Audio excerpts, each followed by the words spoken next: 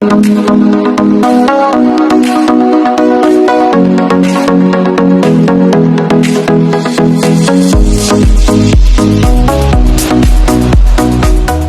ወቅት ከዓለም 10 ሀብታም ሀገሮች መካከል የነበረች ዛሬ ግን በከፍተኛ የዋጋ ንረት ናሏ የዞረ አብዛኛው ህዝቧ ነጭ የሚመስል ነገር ግን የአፍሪካ ዘር ግንድ ያላቸው ህዝቦች ባለታሪክ ምድር በአንድ ወቅት የናዚው ወንጀለኞች የተሸሸጉባት ከ30 ሺህ በላይ ሰዎች ያለ ፍርድ የጠፉባት የዓለም ሻምፒዮኖችን የምታፈራ የእግር ኳስ ሀገር ዛሬ በዘናለም ዝግጅታችን ብዙዎች የማያውቋቸውን የአርጀንቲና እውነታዎች በገጽ በገጹ እየገለጥን እንመለከታለን። አብራችሁን ቆዩ።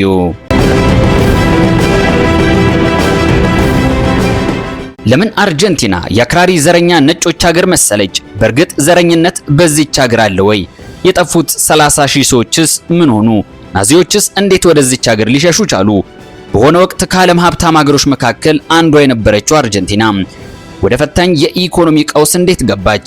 እነዚህን ታሪኮች ከመመልከታችን በፊት ቪዲዮውን ላይክ በማድረግ ይጀምሩ። ቻናሉንም ሰብስክራይብ ማድረግ አይርሱም።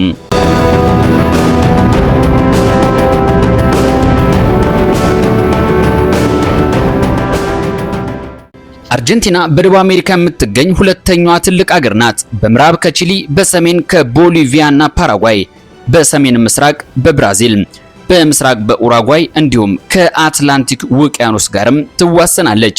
ከ2.7 ሚሊዮን ካሬ ኪሎ ሜትር በላይ ስፋት አላት። ዋና ከተማዋ ቦነስ አይረስ ስትሆን በደቡብ አሜሪካ በጣም ውብ ከሆኑ ከተሞች መካከል አንዷ ነች። አርጀንቲና የሚለው ስም ከላቲን አርጀንቴም የተገኘ ሲሆን ትርጉሙም ብር ወይም ሲልቨር ማለት ነው።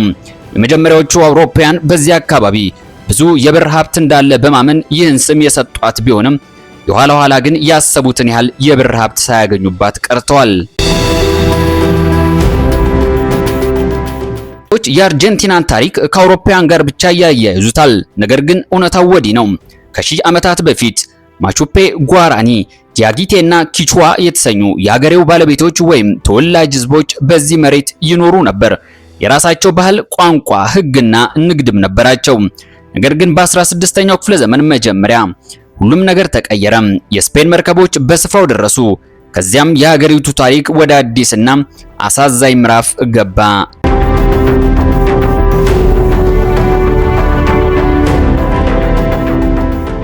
በ1500 መጀመሪያም በደቡብ አሜሪካ ያለው ይህ ሰፊ መሬት ለዚህ አካባቢ ተወላጅ ህዝቦች የህይወት ምንጭ ነበር። ግብርና፣ ከብት ማርባትና ንግድ ዋነኛ መተዳደሪያቸው ሲሆን የራሳቸው ህግና ባህልም ነበራቸው።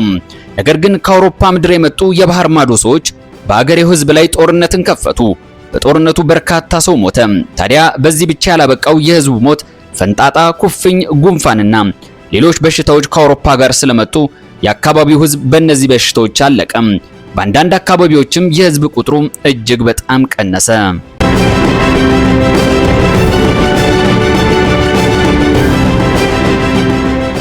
ከ30 ዓመታት በኋላ በ1536 ዓ.ም ስፔኖች የአሁኗን የአርጀንቲና ዋና ከተማ ቦነስ አይረስን ለመመስረት ሙከራ አደረጉ። ነገር ግን የአካባቢው ተወላጆች ከፍተኛ ተቃውሞ በማንሳታቸው የከተማዋ መቆርቆር ሳይሳካ ቀረ። ከ50 ዓመታት በኋላ በ1580 እንደገና በተደረገ ጥረት ቦነስ አይረስ የአርጀንቲና ዋና ከተማ ሆና ተመሰረተች።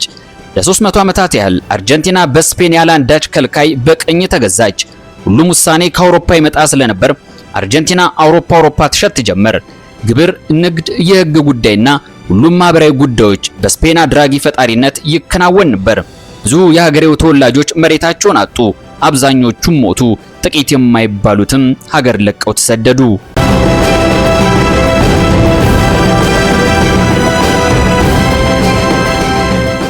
በ1800ዎቹ አርጀንቲናውያን የነጻነት ትግል ሲጀምሩ በመላው ደቡብ አሜሪካ የነጻነት እንቅስቃሴዎች የተነሱበት ወቅት ነበር። በ1810 ቦነስ አይረስ ውስጥ ታላቅ ህዝባዊ እንቅስቃሴ ተጀመረ። ይህ ቀን ዛሬ ላይ ሜይ ሪቮሉሽን በሚል ስም እያስታወሱም ያከብሩታል። ይህ የአርጀንቲናን ታሪክ ሲወሳ አንድ ጀግና ወታደር ስሙ አብሮ ይነሳል። ይህ ሰው ሆሴ ዴ ሳን ማርቲን ይባላል። ይህ ሰው ሰራዊቱን መርቶ የአንዲስ ተራሮችን አቋርጦ ቺሊንና ፔሩን የመሳሰሉ ሀገሮች በትግሉ በማሳተፍና በነጻነት በማዋጋት በመላው ደቡብ አሜሪካ የነጻነት ምልክት ሆነ። በዚህ ትግልም በ1816 ዓ.ም አርጀንቲና ነጻነቷን አወጀች።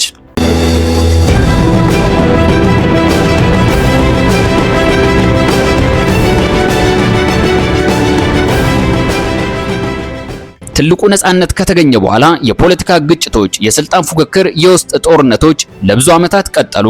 ነገር ግን በ1800ዎቹ መጨረሻ አርጀንቲና ዓለምን የሚያስደንቅ ኢኮኖሚ መገንባት ጀመረች። አስቡት፣ በ1900 አካባቢ አንድ አውሮፓዊ ሰው ቤተሰቡን ይዞ አዲስ ሕይወት ለመጀመር ሲያስብ መጀመሪያ የሚመኘው የአሁኗን አሜሪካንን ሳይሆን አርጀንቲናን ነበር። በዚያን ጊዜ ብዙዎች የወደፊቷ ታላቅ ሀገር አርጀንቲና ናት ብለው አመኑ። ነገር ግን ዛሬ ታላቅ ትሆናለች ተብላ የተገመተችው ሀገር ኢኮኖሚዋ እየተንገዳገደ ትልቅ ችግርን እየተጋፈጠች ትገኛለች።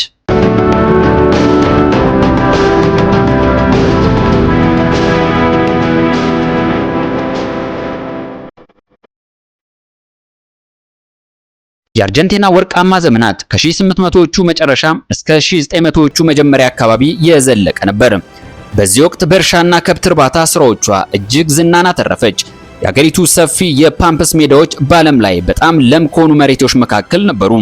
ስንዴ፣ በቆሎ፣ የበሬ ስጋ፣ ቆዳና ሱፍ፣ እነዚህን ሁሉ ወደ አውሮፓ በብዛት በመላክ ሀብት ማካበች አለች። ብሪታንያ በአርጀንቲና በርካታ ረብጣ ገንዘብ በማፍሰስ የባቡር መስመሮች ተገነቡ፣ ወደቦች ተስፋፉ። በፍጥነት በማደግ ማስደነቅ የጀመረችው ቦነስ አይረስ የአውሮፓ ከተሞችን መሰለች።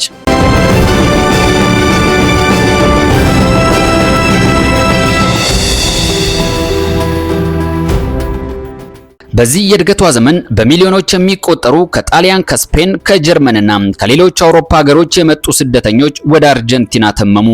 መሬትና ስራ አገኙ፣ ንግድ ጀመሩ።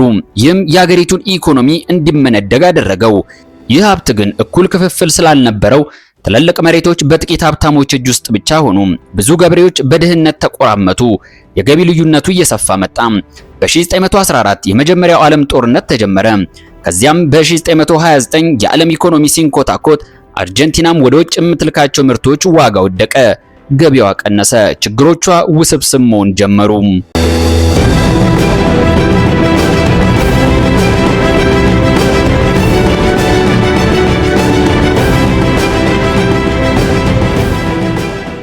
በ1930 በአርጀንቲና የመጀመሪያ ወታደራዊ መንግስት የነበረውን የሀገር መሪ ገልብጦ ስልጣን ያዘ። ከዚያ ቅጽበት ጀምሮ በአርጀንቲና የፖለቲካ መረጋጋትና የስልጣን ሽኩቻው ቀጠለ። በ1946 ዡዋን ዶሚንጎ ፔሮን በህዝብ ድጋፍ ስልጣን ያዘ። የሰራተኞች መብት አመጣ፣ ደሞዝ ጨመረ። ብዙ ድሃዎች ወደዱት። ነገር ግን ተቃዋሚዎች ተነሱበት። ኢኮኖሚው እየተዳከመ ሄደ። የዋጋ ንረት ጨመረ። የፖለቲካ ግጭት ተባባሰ። በ1976 አርጀንቲና በታሪኳ አሳዛኙን ክስተት ተጋፈጠች። ይህም ደርቲ ዋር ተብሎ ይጠራል። በዚህ ዘመን ከ30 ሺህ በላይ ሰዎች ተይዘው ጠፉ። አንዳንዶቹ ከአውሮፕላን ላይ ወደ ባህር ተወረወሩ። በርካቶች ደግሞ በሚስጥራዊ እስር ቤቶች ተሰቃዩ።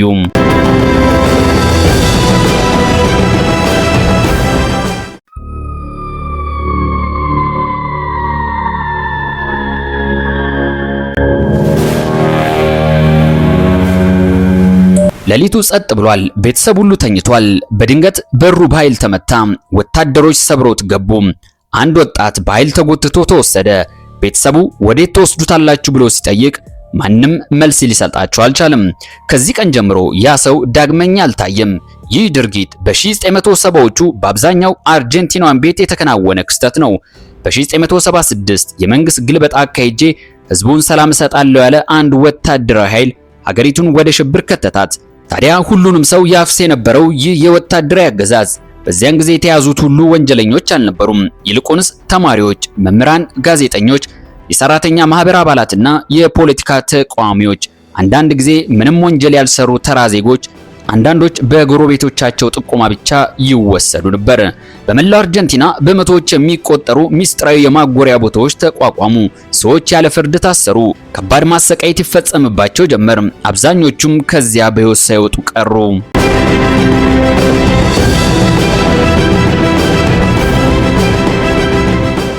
በዚያ ዘመን በጣም ከሚያሳዝኑ ክስተቶች አንዱ ዴዝ ፍላይት የሚባለው ሁነት ነበር። እስረኞችን አደንዝዘው በአውሮፕላን ይጭኗቸውና ወደ አትላንቲክ ውቅያኖስ አሊያም ወደ ወንዞች አፋፍ ወስደው ከአውሮፕላኑ ወደ ታች ይጥሏቸዋል። ይህ የሚደረገውም አስክሬናቸው እንዳይገኝና ወንጀሉን ለመደበቅ ነበር። በዚያን ዘመን በሺዎች የሚቆጠሩ ሰዎች ያላንዳች አሻራ ግኝትም ጠፉ። ቤተሰቦቻቸው ሆስፒታል፣ ፖሊስ ጣቢያና ፍርድ ቤት ሄዱ። ነገር ግን አንድ መልስ ብቻ አግኝተው ይመለሳሉ፣ እኛ አናውቅም የሚል።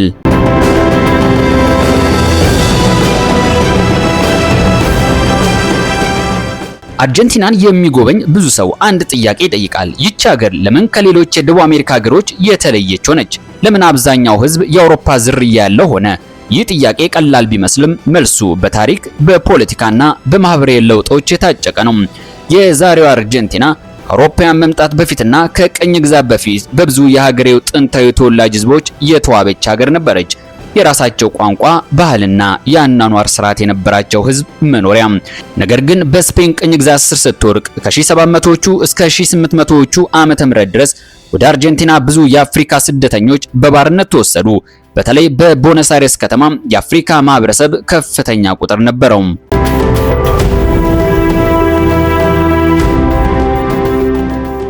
በርካቶችም በቤት ስራ፣ በእርሻ፣ በወደብና በሌሎች ከባድ ስራዎች ይሰማሩ ነበር።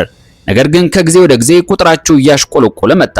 አንዳንዶች ሁሉም በአንድ ዘመቻ እንዲጠፉ ስለመደረጉ ሲገልጹ፣ ሌሎች ደግሞ በበሽታ ምክንያት ተደርጎ እንዲጠፉ ስለመደረጋቸው ይናገራሉ። በ19ኛው ክፍለ ዘመን የኮሌራና የቢጫ ወባ ወረርሽኞች፣ በጦርነቶች፣ ከሌሎች ማህበረሰቦች ጋር የተፈጠረ የዘር መቀላቀል እንዲሁም መንግስታዊ ፖሊሲዎች ትኩረታቸውን በአውሮፓውያን ስደተኞች ላይ ብቻ ማድረጋቸው ለአፍሪካውያን ቁጥር ማሽቆልቆል ምክንያት ነው ብለው ይገልጻሉ። ይህ ማለት ግን የአፍሪካ ዝርያ ያላቸው አርጀንቲናውያን ዛሬ የሉም ማለት ሳይሆን፣ ነገር ግን አርጀንቲናዊ ተብለው እንዲገለጹ የሚፈለገው ነጭ የቆዳ ቀለም ያላቸው ስለሆነ በጥቁሮች ላይ የወኪልነት በደል እጅግ ይደርስባቸዋል።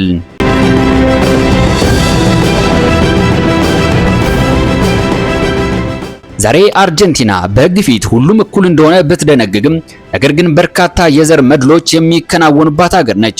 እነዚህ እውነቶችም በእግር ኳስ ሜዳዎች፣ በማህበራዊ ሚዲያና በአንዳንድ የፖለቲካ ውይይቶች ላይ ይስተዋላሉ። ጥቂት የማይባሉ አርጀንቲናውያን ይህም ቢቃወሙም፣ ነገር ግን ሌላው ቀርቶ በዓለም የሰላም መድረክ በሆነው የእግር ኳስ ቡድናቸው ውስጥ ጥቂት የማይባሉ አርጀንቲናውያን ይህም ቢቃወሙም፣ ነገር ግን ሌላው ቀርቶ በዓለም የሰላም መድረክ በሆነው የእግር ኳስ ቡድናቸው ውስጥ እንኳን ሳይቀር እስካሁን ድረስ የታዩት ተጫዋቾች ከነጭ ጋር ቅልቅል ያላቸው በእነሱ አጠራር ጥቁር የሚሏቸው እነዚህን የመሳሰሉ 4 ወይም 5 እሱም ከ30 እና 50 ዓመት በፊት የነበሩትን እንጂ ካለፉት 30 ዓመታት ወዲህ አንድም ጥቁር ተጫዋች አካታ የማታውቀው የላቲኗ ዘረኛ ሀገር በብዙዎች ዘንድ እንደ አክራሪ የዘረኞች ምድር ትቆጠራለች።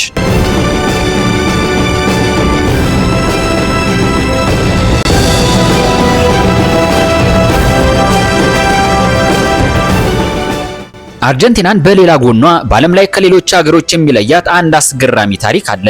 ከሁለተኛው የዓለም ጦርነት በኋላ ብዙ የናዚ ወንጀለኞች የተሸሸጉባት ሀገር መሆኗ ነው።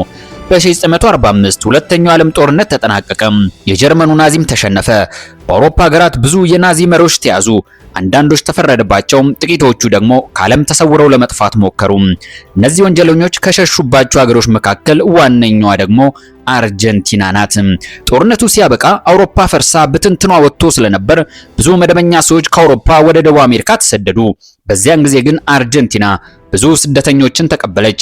በዚህ የስደተኞች ዝርዝር ውስጥ ተራ ስደተኞችም ስለነበሩ የቀድሞ የናዚ አባላትና የጦር ወንጀል ተጠርጣሪዎችም በሐሰተኛ ማንነት ተቀላቅለው ገቡ።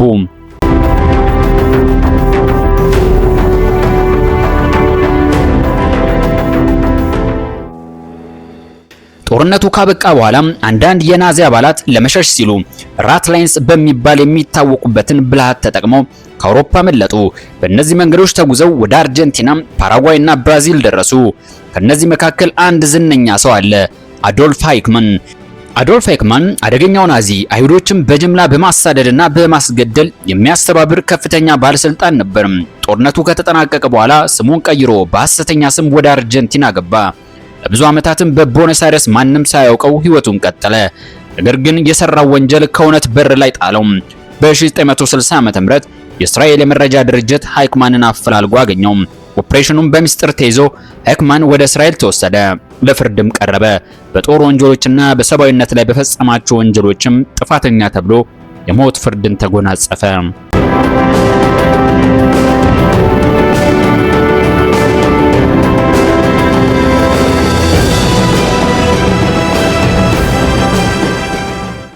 እስካሁን የተመለከትነው የአርጀንቲናን አሳዛኝና የቀውስ ታሪኳን ነበር። ነገር ግን አርጀንቲና በጦርነት በዘረኝነትና በፖለቲካ ብቻ የምትታወቅ ሀገር አይደለችም። በተፈጥሮ፣ በባህል፣ በስፖርትና በሰው ልጅ ፈጠራ ውስጥም ዓለምን ያስደነቀች ሀገር ናት። ከነዚህ መካከል በደቡብ አርጀንቲና የሚገኘው ፓታጎኒያ በዓለም ላይ በጣም አስደናቂ ከሆኑ የተፈጥሮ ቦታዎች አንዱ ነው።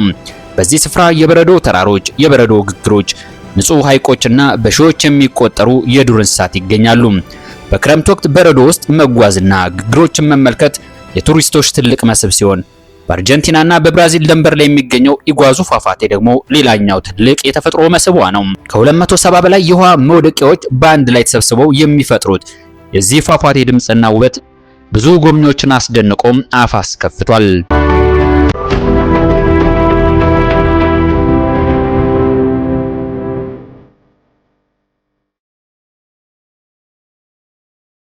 አርጀንቲና በዓለም ከምትታወቅባቸው ነገሮች አንዱ ታንጎ የተሰኘው የዳንስ ስልቷ ሲሆን በ19ኛው ክፍለ ዘመን መጨረሻ በቦነስ አይሬስ የተፈጠረ የዳንስ ስልት ምት ነው። ዛሬ ግን በመላው ዓለም ዙሪያ በሚሊዮኖች ሰዎች የሚወደድ የዳንስ አይነት ሆኗል።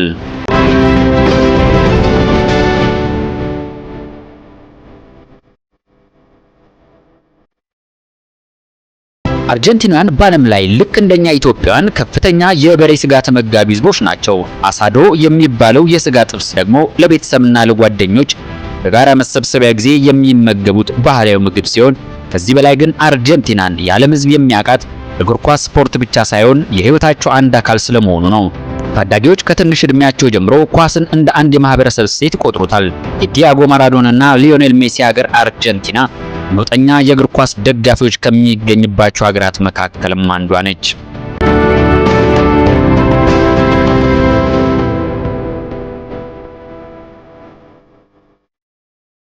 አርጀንቲና በዓለም ላይ 8ኛዋም በቆዳ ስፋት ትልቅ ሀገር ስትሆን በሀገሪቱ የሚገኘው አኮንካጎ ተራራም ከዓለማችን ግዙፍ ተራሮች መካከል አንደኛው ነው። 5000 ኪሎ ሜትር በላይ የባህር ዳርቻ ያላት ይህች ሀገር ከሰሜን እስከ ደቡብ ያለው ርቀቷ 3600 ኪሎ ሜትር በላይ በመሆኑ የአየር ንብረቷ ከአንደኛው ሀገሪቱ ክፍል ወደ ሌላኛው ጫፍ ከፍተኛ ልዩነት አለው።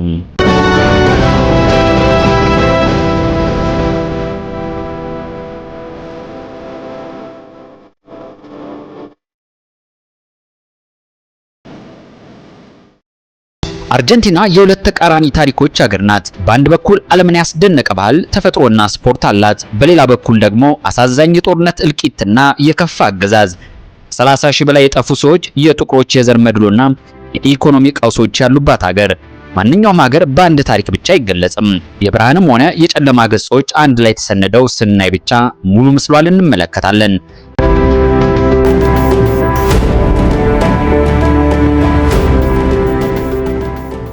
የብርሃንም ሆነ የጨለማ ጉዞ አንድ ላይ ተሰንደው ስናይ ብቻ ሙሉ ምስሏን እንመለከታለን። ክፉም ሆነ ደግ ታሪክ ነው። በዛሬው ዘና ዓለም ዝግጅታችን አርጀንቲናን የቃኘንበት መሰናዶ ይህን ይመስል ነበር። ሰናይ ጊዜ